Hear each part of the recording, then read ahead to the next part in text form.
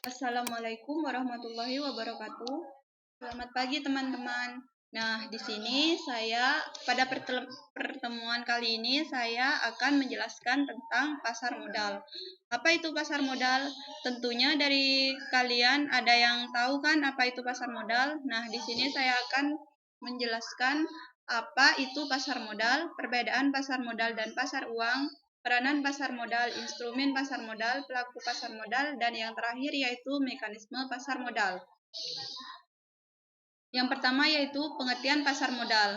Pasar modal adalah tempat bertemunya permintaan dan penawaran dana jangka panjang yang terwujud dalam bentuk penjualan dan pembelian modal atau surat-surat berharga yang disebut juga bursa efek. Nah, dari segi penawaran surat berharga, pasar modal ini dibagi menjadi dua. Ada pasar sekunder dan pasar perdana. Yang selanjutnya yaitu ada perbedaan pasar modal dengan pasar uang. Apa saja perbedaannya di sini? Yang membedakan dari tingkat bunganya. Kalau di pasar modal itu tingkat bunganya relatif tinggi. Untuk pihak yang berperan juga berbeda dari pasar uang. Kalau di pasar modal ada investor, baik individu maupun institusi, penjamin, investasi, pemerintah, dan badan usaha. Yang terakhir ada jangka waktu, yaitu jangka panjang dan biasanya lebih dari 1 tahun. Sedangkan kalau di pasar uang, di sini tingkat bunganya relatif tinggi dan pihak yang berperan pun berbeda dengan pasar modal. Di sini hanya individu, bank-bank umum komersial, dan lembaga keuangan. Yang terakhir di sini ada jangka waktu. Jangka waktu pendek dan biasanya kurang dari 1 tahun. Selanjutnya di sini saya akan membahas peranan pasar modal. Di sini ada 4. Yang pertama ada sarana penambah modal bagi badan usaha. Yang kedua ada sarana pemerataan pendapatan.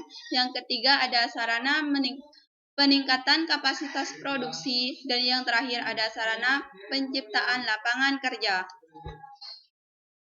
Yang selanjutnya ada instrumen pasar modal. Di sini ada 5 instrumen pasar modal. Yang pertama ada saham. Saham apa itu saham? Di sini saham merupakan tanda penyertaan atau kepemilikan seseorang atau badan hukum atas suatu perusahaan tertentu.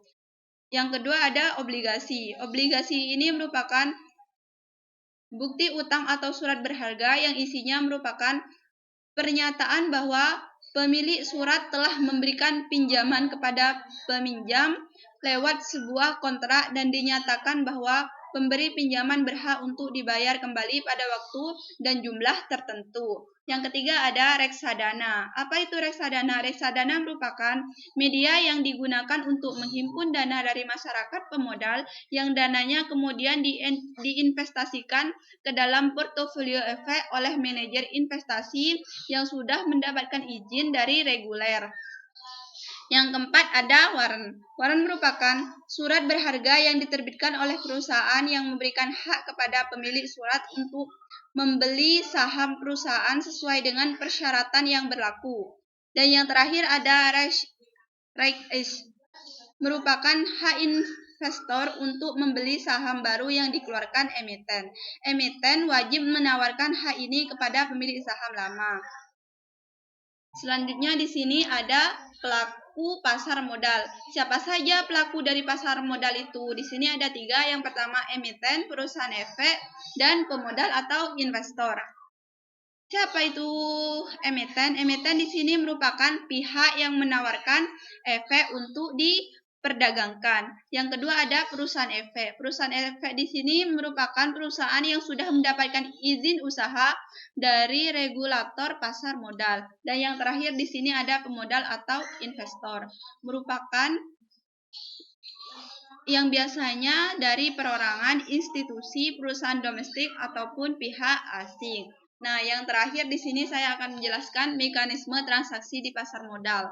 Ada beberapa rangkaian prosedur yang harus dilewati dalam mekanisme transaksi di pasar modal. Namun, pada dasarnya tiap pihak yang terlibat dalam kegiatan perdagangan efek di pasar modal ini harus berhubungan dengan perusahaan efek atau broker.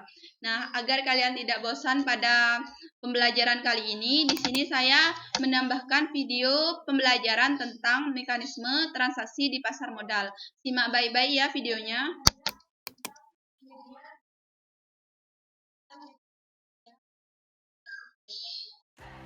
Kalian pernah beli sesuatu kan di pasar tradisional? Kalau iya, berarti kalian udah melakukan transaksi jual beli. Nah, ini nggak ada bedanya sama pasar modal. Di pasar modal juga terjadi kegiatan transaksi jual beli.